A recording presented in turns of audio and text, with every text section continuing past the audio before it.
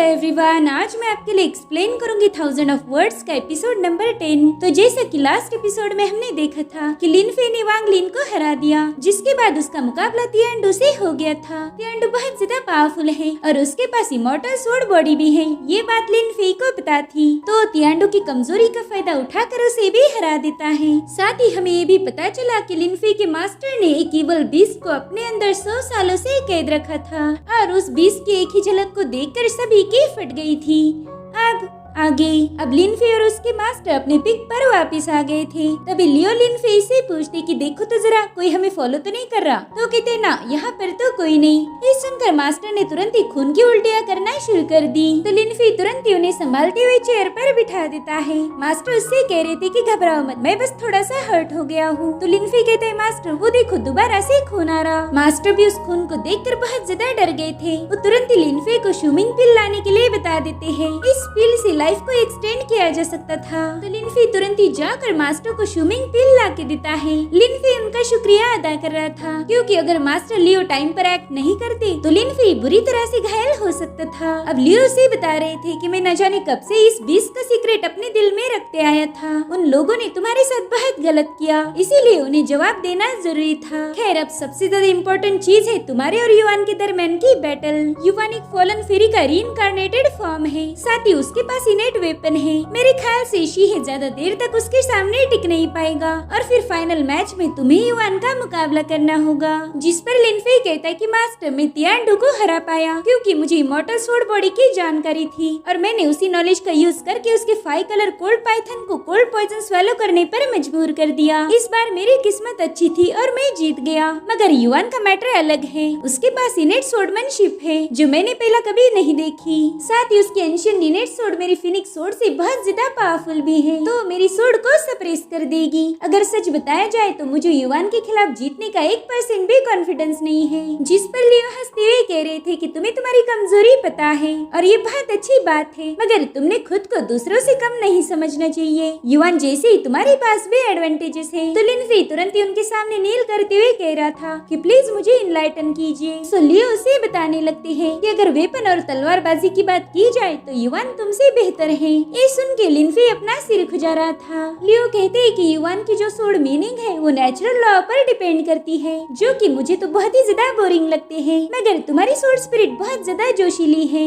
मैंने तुम्हारी फाइट को बहुत अच्छे से ऑब्जर्व किया है। ऐसा फील होता है कि तुम्हारी स्वॉर्ड में ऑब्सेशन है, साथ ही बहुत ही ज्यादा अग्रेसिव भी है। ये सारी क्वालिटीज एक स्वॉर्ड वॉरियर में होनी भी चाहिए और मेरे ख्याल से तुम्हारा स्वॉर्ड स्पिरिट युवान की स्वॉर्ड स्पिरिट को हरा सकता है। कभी कभी तो मुझे लगता है कि इतनी कम एज में तुम्हारे पास इतनी स्ट्रॉन्ग स्वॉर्ड मीनिंग कैसे आई होगी, जैसे कि युवान एक फॉलन फेरी का रीइंकार्नेशन है, वैसे ही तुम भी किसी का रीइंकार्नेटेड फॉर्म हो सकते हो। खैर, मैं तो बस यूं ही बातें कर रहा हूँ। जाओ अब तुम आराम करो, मैं तो बस तुम्हारे रिले डिसाइपल बनने का इंतजार करूंगा ताकि तुम स्वॉर्ड माउंटेन पर जाके हमारे फाउंडर की स्वॉर्ड लेके आओ। तो लिन फे तुरंत ही वहाँ से जाने लगता है। वो सोच रहा था कि जब मास्टर ने बीस्ट को रिलीज किया तब हेवन में इतनी हलचल क्यों हुई थी। मेरे ख्याल से मास्टर और स्वॉर्ड शैडो ये दोनों भी हेवन रेस से रिलेटेड है। इधर मास्टर सोच रहे थे कि काश मैं भी समय में पीछे जा पाता, मैं बहुत कुछ बदल सकता था। और अब हमें अगले दिन की कहानी दिखाई जाती है, जहाँ पर युवान ने शिए की सारी तलवारें तोड़ दी थी। वो शिए से कहती कि हार मान लो, मगर वो तो फिर भी आगे बढ़ता है,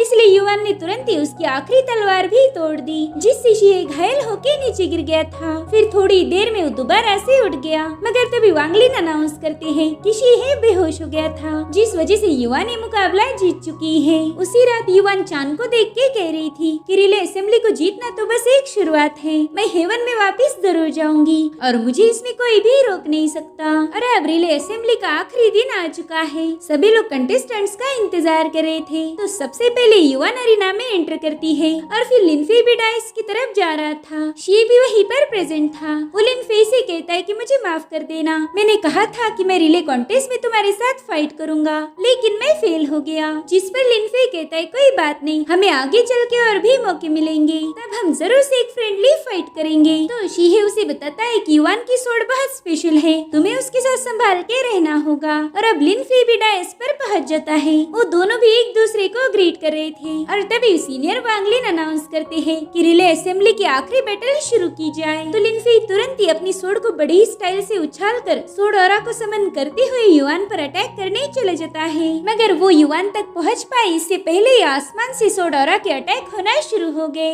लिनफे बड़ी तेजी से उनसे बचता जा रहा था, मगर तभी वो देखता है कि अब तो ढेर सारे अटैक उस पे होने वाले हैं, इसलिए वो इधर उधर भागते हुए उन स्लैश अटैक से बचती जा रहा था। ऐसा करते करते वो डायस की एज तक पहुंच चुका था। अगर वो एक कदम भी पीछे हटाता तो सीधा नीचे गिर जाता, लेकिन इससे पहले वो दोबारा से डायस पर आ जाता है। वो खुद से ही कह रहा था कि ये तो मुझ पर लगातार स्लैश अटैक करती जा रही है, इसलिए मुझे अब इनविजिबल होना पड़ेगा। और अब लिनफे इनविजिबल होके उसके अटैक को डॉज करना शुरू कर देता है, मगर थोड़ी देर में वो समझ गया था कि चाहे वो गायब हो या फिर ना हो, युआन तो उस पर हमला करती रहेगी। सेक लीडर ये मुकाबला काफी गौर से देख रहे थे। वो सबको बताते हैं कि युआन ने सूरज की रोशनी को एज अ स्वॉर्ड यूज किया है और यही युआन की ट्रू बॉडी की स्ट्रेंथ है। इधर एल्डर जाओ हंसते हुए कह रहे थे कि लिनफे ने शुक्र मनाना चाहिए कि मुकाबला दिन में हो रहा, अगर ये रात के समय पर होता तो युआन की स्वॉर्ड और ज्यादा पावरफुल बन जाती, क्योंकि युआन के पास मून लाइट की शक्ति भी है और साथ ही उसके पास मून स्वॉर्ड भी है।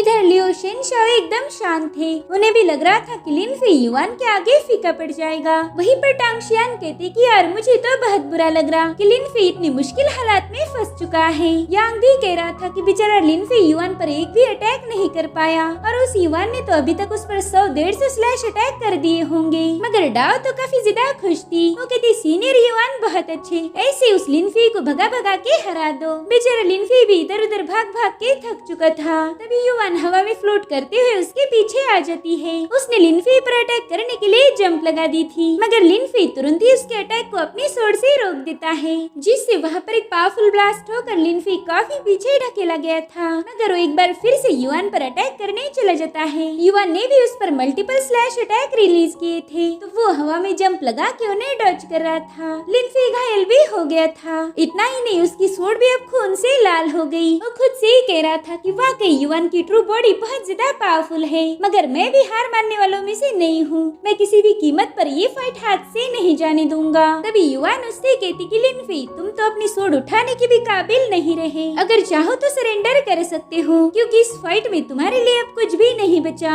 जिस पर लिनफे डायलॉग मारता है कि मुझे हल्के में मत लो, मैं तुम्हारा सीनियर हूँ, चलो दोबारा से स्टार्ट करते हैं। युआन तो उसका जोश देखकर ही शॉक थी। तो अब लिनफे अपनी स्वॉर्ड को हवा में उछाल कर स्वॉर्ड ऑरा से युआन पर हमला कर देता है, मगर युआन ने तुरंत ही खुद को बचा लिया। तभी ये लोग देखते हैं कि लिनफे ने तो ढेर सारी तलवारें बना के रखी है जो आसमान में सैर कर रही थी। वेल ये था हुनयान स्वॉर्ड फॉर्मेशन, जिसे मास्टर करना सबसे मुश्किल काम था। टांगशियान कह रहा था कि पता नहीं इस लिनफे को एग्जैक्टली कितनी स्वॉर्ड टेक्निक का नॉलेज है, ये बंदा तो मुझे सरप्राइज करता रहता है। इधर शीहे भी ये देख के चौंक गया था, क्योंकि इसी टेक्निक को उसने भी मास्टर किया हुआ था। वो कहता है शायद लिनफे पहले ही इस टेक्निक को जानता है, इसी वजह से मैं उस दिन लिनफे के साथ हार गया। इधर लिनफे युआन से कहता है कि मैं तुम्हारी स्वॉर्ड ऑरा को बिल्कुल भी नजरअंदाज नहीं कर सकता, तो क्यों ना मैं तुम्हें इतना बिजी कर दूं कि तुम्हें मुझ पर अटैक करने का मौका ही ना मिले। जिसके बाद हुनयान स्वॉर्ड फॉर्मेशन की मदद से युआन पर तलवारों की बारिश कर देता है।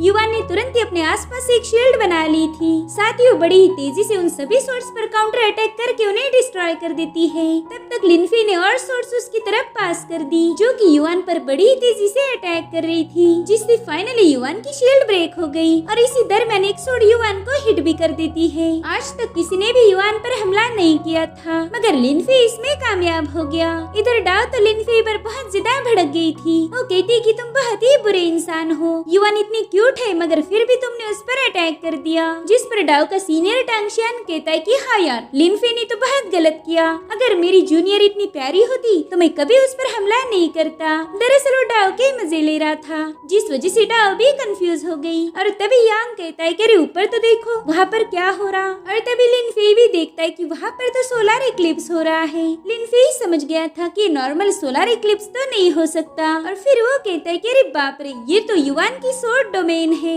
इधर युआन की स्वॉर्ड में भी ढेर सारी पावर्स आ गई थी। ये सब देख के ये कह रहा था कि मैं तो ये पहली बार जान पाया कि कोई शख्स अपनी सोड मीनिंग से इतना स्ट्रॉन्ग सोड डोमेन भी बना सकता है। और ये बंदी तो अभी तक जिंडान रेलम तक भी नहीं पहुंची। अब युवान सोड डोमेन की पावर का यूज करके जितने भी अटैक करेगी वो हद से ज्यादा पावरफुल होंगे। अगर मैं भी इसका मुकाबला करता तो शायद जीत नहीं पाता। इधर लिनफे ने अपनी सारी सोर्स को युवान की शील्ड पर दे मारा और वही युवान अपनी सोड में नेचर की पावर्स को ऐड कर रही थी, जिसे देख सभी एल्डर्स अपनी जगह से उठने पर मजबूर हो जाते हैं। सेक लीडर सबको बता रहे थे कि फॉलन फेरी की एंशिएंट सोड अब अवेकन हो चुकी है, जिसके बाद युवान एक ही झटके में लिनफे की सारी तलवारों को डिस्ट्रॉय कर देती है। मगर एल्डर डेंग सबको बताते कि भले युवान में ढेर सारी पावर है मगर वो बस एक ही अटैक कर सकती है, इससे ज्यादा नहीं। जिस पर एल्डर वो कहती कि हाँ मगर वो एक ही अटैक हार जीत का फैसला करने के लिए काफी होगा। इधर लिनफे देखता है कि वहाँ का तो पूरा माहौल ही बदल चुका है। उसे पता नहीं था कि वो इस अटैक को कैसे झेल पाएगा। तभी उसे मास्टर की कही बातें याद आती है। उन्होंने उसे बताया था कि सोड मीनिंग तो हमारा स्पिरिट होता है और तुम्हारा सोड मीनिंग युवान को हरा सकता है। तो वो भी अपनी सोड को समन कर चुका था। वो कहता है कि जब से मैंने 10,000 सोड टेक्निक को मास्टर किया है तभी से मैं बस दूसरी तलवारों को यूज कर रहा था, लेकिन कभी मैंने मेरी सोड मीनिंग का यूज नहीं किया। मुझे पता नहीं कि मेरी सोड मीनिंग में कितनी पावर है। इधर डाओ कह रही थी कि ये क्या बात हुई, ये बंदा तो अपनी आंखें बंद करके चुपचाप खड़ा है। मेरे ख्याल से इसने हार मान ली, ये सरेंडर करने वाला है। मगर लिनफे तो अपनी आंखें बंद करके अपने सभी दोस्तों को याद कर रहा था, जिसमें उसके पुराने सिक्के लोग और शीहे भी शामिल हो चुका था। वो खुद से ही कह रहा था कि जो 300 सालों पहले हुआ वो दोबारा से रिपीट नहीं होगा। कैटेस्ट्रोफी में मेरा पूरा सेक्ट बर्बाद हो गया था, मगर इस बार मैं उस कैटेस्ट्रोफी को रोक लूंगा और मेरा ये अटैक ये बात साबित कर देगा कि मैं इस काम के काबिल हूँ या फिर नहीं। इधर टियानशिंग को अचानक से ठंड लग रही थी। वो शीहे को इस बारे में बताता है तो कहते हैं कि ये लिनफे के एडमेंट एनर्जी की पावर है। उसके वाइटल स्पिरिट में ये एनर्जी कूट कूट के भरी थी और इसी वजह से हमें चुभने का एहसास हो रहा, मानो हजारों तलवारें हमें पोक कर रही हो। और अब लिनफे ने येलो एंड व्हाइट एनर्जी को रिलीज करना शुरू कर दिया। इधर टियानशिंग कंफ्यूज होकर पूछ रहा था कि लिनफे तो बस स्पिरिट नरिशिंग लेवल का कल्टीवेटर है, फिर इसके पास इतनी खतरनाक एडमेंट एनर्जी कहाँ से आई होगी। मगर इसका जवाब तो शीहे के पास भी नहीं था। और अब सन भी अपनी पावर्स युवान को प्रोवाइड करने लगता है, जिसे वो अपनी सोड में कलेक्ट कर रही थी। ये दोनों बंदे अपनी अपनी सोड डोमेन को एक्टिवेट कर चुके थे। अब एक ही मूव में फैसला हो जाएगा कि कौन विनर है और कौन लूजर। अब लिनफे युवान से कह रहा था कि तुम्हारे पास नेचर की पावर्स है, तुम तो पैदा भी इसी पावर के साथ हुई थी। इतना ही नहीं, मून की भी सारी पावर को तुम एक्सेस कर सकती हो, इसलिए मैं भी अपनी सबसे पावरफुल मूव का यूज करने वाला हूँ और इस मूव का नाम है एंड ऑफ द कैटेस्ट्रोफी। जिसके बाद युवान तुरंत ही हवा में फ्लोट करते हुए एक खतरनाक स्लैश अटैक लिनफे पर कर देती है और लिनफे ने भी उस पर काउंटर अटैक कर दिया था। उन दोनों के टकराव में बहुत ही खतरनाक एनर्जी रिलीज हो रही थी। सभी लोग उसे देखकर हैरान हो जाते हैं और अब आसमान अचानक से क्लियर हो चुका था, साथ ही फर्श पर ढेर सारा खून गिरा हुआ था और लिनफे की सोड युवान के गले पर थी। ये सब देखकर युवान को तो खुद पर भी यकीन नहीं हो रहा था। फिर उसने तुरंत ही लिनफे के सामने हार मान ली। तब तक सीनियर वांगलिन भी वहाँ पर पहुँच जाते हैं। वो अनाउंस करते हैं कि इस मुकाबले का विनर है लिनफे। ये सुनकर सभी लोग लिनफे के लिए चीयर्स कर रहे थे, मगर तभी लिनफे अचानक से नीचे गिर जाता है। वांगलिन युवान को बता रहे थे कि इसका ढेर सारा ब्लड लॉस हो चुका है, साथ ही इसके हार्ट पर भी चोट लगी है, जल्दी से इसे एलिक्सर दे दो। लिनफे बेहोश होने से पहले ही देखता है कि उसके सभी प्यार करने वाले उसके पास आ रहे हैं और वो सभी बहुत ज्यादा घबराए हुए थे, जिसके बाद वो बेहोश हो गया। थोड़ी देर बाद जब लिनफे की आँख खुली तब उसके पुराने मास्टर उसके पास आ चुके हैं। उन्होंने लिनफे के लिए आइसक्रीम लाई थी। वो एक कैंडी लिनफे की तरफ आगे बढ़ाते हुए कह रही थी कि अरे लो भाई, वरना ये तो मेल्ट हो जाएगी। तो लिनफे तुरंत ही उनके पास जाकर रोने लगता है। वो उन्हें बता रहा था कि मैंने आपको बहुत मिस किया। और गाइस, ये वाकई बहुत ही ज्यादा इमोशनल सीन था। अब उसे रोता हुआ देखकर मास्टर कहते कि अरे तुम कितने बड़े हो गए हो, मगर फिर भी बच्चों जैसे रो रहे, चलो ये आइसक्रीम खा लो। इसलिए लिनफे तुरंत ही आइसक्रीम पर टूट पड़ता है। उसके मास्टर कहते कि लिनफे, बच्चे में हमारी सोड इंक्वायरी सेक की जिम्मेदारी तुम्हें सौंप कर जा रहा हूँ। साथ ही वहाँ पर सीनियर बानहो के साथ साथ लिनफे के बाकी के दोस्त भी आ गए थे। उन्हें देखकर लिनफे बहुत ज्यादा इमोशनल हो गया, जिसके बाद वो देखता है कि वो आइसक्रीम एक सोड में बदल चुकी है। अब वो अपने मास्टर से कह रहा था कि आप फिक्र ना करें, फ्यूचर में होने वाली कैटेस्ट्रोफी को मैं हैंडल कर लूंगा। मैं हमारी सोड इंक्वायरी सेक को प्रोटेक्ट करूंगा। तो अब सेक की जिम्मेदारी लिनफे को सौंप कर उसके सीनियर्स गायब हो गए, जिसके बाद लिनफे भी होश में आ जाता है। उसे आंखें खोलते ही अपने दोस्तों के मुस्कुराते हुए चेहरे नजर आ रहे थे। वो सभी उसे मुबारकबाद देने लगते हैं। टियानशिन कह रहा था कि भाई तुम तो पहले रिले डिसाइपल बन चुके हो। मास्टर लियो भी उससे कह रहे थे कि तुम्हारी लास्ट मूव तो कमाल की थी। वो कहते कि तुम्हारे पावर्स देखकर मुझे मेरी जवानी के दिन याद आ गए। मगर युआन उसे देखकर थोड़ी सी नर्वस थी। अब अगले दिन लिनफे लीडर से मिलने पहुंच जाता है। उन्होंने लिनफे को रिले टोकन दे दिया था। सभी लोग लिनफे की कामयाबी से काफी ज्यादा खुश थे, मगर इसमें कुछ जलने वाले भी लोग थे जो लिनफे से बदला लेने के लिए बेताब है। अब हमें कुछ दिनों बाद का सीन दिखाया जाता है। लिनफे ही प्रैक्टिस कर रहा था, तभी उसके मास्टर वहाँ पर पहुँच जाते हैं। वो पूछते कि बच्चे अब तुम्हारी इंजरीज कैसी है? तो लिनफे बताता है कि मैं फुल्ली रिकवर्ड हो चुका हूँ। अब मैं सोड माउंटेन में जाकर वहाँ की रिले ट्रायल में पार्टिसिपेट करूँगा। तो मास्टर कहते हैं बहुत बढ़िया, अब मैं भी एल्डर वू के घर जा रहा हूँ। दरअसल उन्हें फायर ड्रैगन एस्केप सोड टेक्निक समझ नहीं आ रही, तो मुझे उन्हें ट्रेनिंग देनी होगी। वहाँ पर हम एक कौवे को देखते हैं जिसकी मदद से एक मिस्टीरियस बंदा लिनफे पर नजर रखे हुए था। उसने लिनफे के हर एक मूव को भाप लिया था और ये कोई और नहीं बल्कि डीमन एम्परर था। वहीं पर हम शियान बिंग केव में एक अंडे को देखते हैं जो प्रोबेबली लिनफे का साफ दोस्त यानी कि शाओ शाओ था। उसकी ट्रांसफॉर्मेशन प्रोसेस जल्दी खत्म होने वाली थी। इधर लिनफे प्रैक्टिस करके थक चुका था। वो कहता है क्या सुहाना मौसम है, अब तो मुझे पार्टी करनी होगी वरना इस मौसम की बेइज्जती हो जाएगी। लेकिन मुझे ये समझ नहीं आ रहा कि मैं गोश्त पकाऊं या फिर मुर्गा भून लूं। चलो वो तो किचन में जाके ही डिसाइड करूंगा। और इसी के साथ थाउजेंड्स ऑफ वर्ड सीरीज का सीजन 1 एंड हो जाता है। इसका नेक्स्ट सीजन जब भी रिलीज होगा हम आपको अपडेट दे देंगे। गाइस आपको लिनफे की आखिरी फाइट कैसी लगी मुझे कमेंट करके जरूर बताना। साथ ही अगर आपको ये वीडियो पसंद आई हो तो लाइक एंड शेयर जरूर कीजिए। Thank you so much for watching. Bye bye, take care.